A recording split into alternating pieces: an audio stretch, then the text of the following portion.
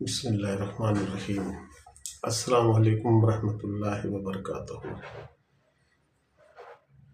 एक छोटा सा वाक़या हज़रत जाफ़र ज़ुल्दी रहमतुल्लाह अलैह के हालात व गुण। आप हज़रत जुनैद बगदादी रहमतुल्लाह अलैह के सारे साथियों में सबसे अधिक शरीयत व तरीक़त पर चलने वाले और ज्ञान व हक़ाइक़ के भेदों के जानने वाले थे। आपने फरमाया कि मेरे पास सूफ़ीवाद के विषय पर 120 किताबें मौजूद हैं, लेकिन जब सबसे पूछा गया कि क्या इनमें हकीम तिर्मिज़ी की भी कोई किताब है, फरमाया कि मैं उनको सूफ़ियों की जमात में नहीं गिनता, अलबत्ता वे मशाइखीन के प्रिय लोगों में से थे। हज़रत आप फरमाते हैं, आपके एक मुरीद ख़ास हमजा अलवी जो सदैव आपकी सेवा में रहा करते थे, उन्होंने एक रात जब अपने घर जाने के लिए आपसे आज्ञा चाही तो आपने फरमाया कि आज ठहर कर जाओ, कल चले जाना। लेकिन उन्होंने आदर हेतु कोई जवाब न दिया, क्योंकि उनका इरादा यह था कि रात में जाकर मुर्ग पका लिया जाए, ताकि सुबह को घर के लोगों के खाने का सामान हो सके। लेकिन जब आपके हुक्म के बाद ये सोचा कि यदि मैं ठहर गया तो घर वाले मेरी प्रतिज्ञा में भूखे रह जाएंगे, अतः उन्होंने फिर दोबारा इजाज़त चाहते हुए कहा कि मुझे घर पर एक ज़रूरी काम है, इसलिए जाना चाहता हूँ। ये सुनकर आपने फरमाया कि तुम्हें इजाज़त है। उन्होंने घर पहुंचकर मुर्ग पकाने के बाद जब अपनी बच्ची से कहा कि सालन की डेगची चूल्हे से उतार लाओ, तो वो बेचारी डेगची सहित गिर पड़ी और सारा सालन ज़मीन पर गिर पड़ा। लेकिन उन्होंने कहा कि ज़मीन पर गिरा हुआ सालन उठा लो, गोश्त को धोकर खा लेंगे। इसके बीच एक कुत्ता आ गया और गिरा हुआ सालन खा गया।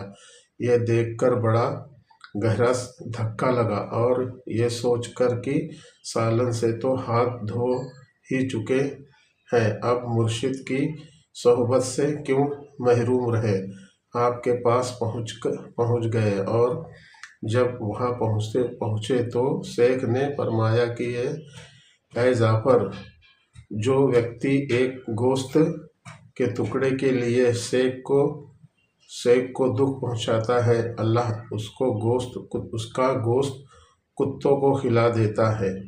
ये सुनकर वो बड़े प्रभावित हुए और आदेश के अनुपालन से हमेशा के लिए तौबा कर ली। आपका एक हीरा मोती गुम हो गया तो आपसे दुआ करने के बाद ये किताब में मिल गया।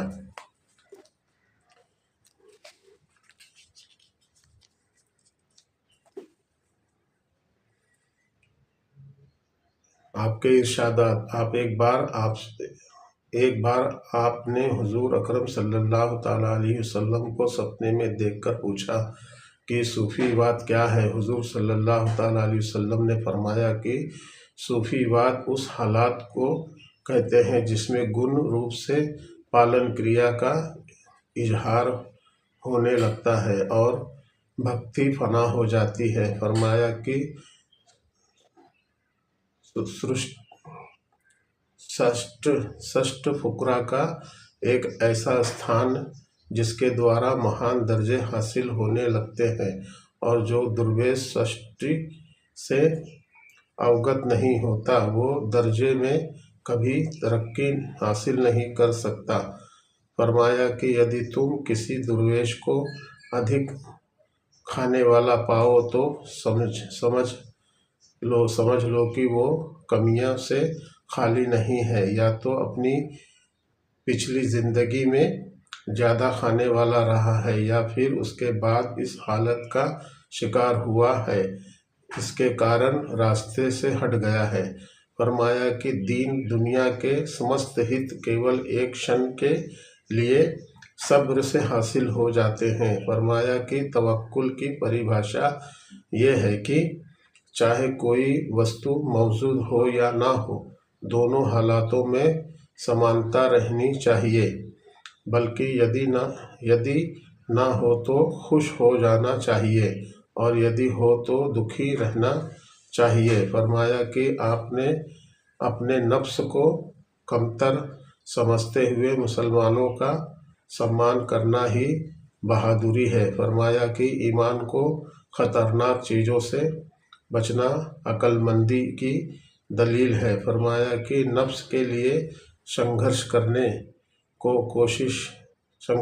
और कोशिश नहीं करना कहा जा सकता है, बल्कि कोशिश का मतलब यह है कि अपने दीनी भाइयों के लिए की जाए।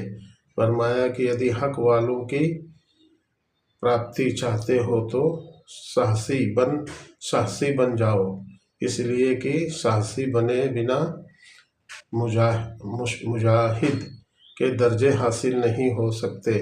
फरमाया कि नफ्स में गिरफ्तार रहने वाले को नफ्स को लज्जत हासिल नहीं हो सकती और ना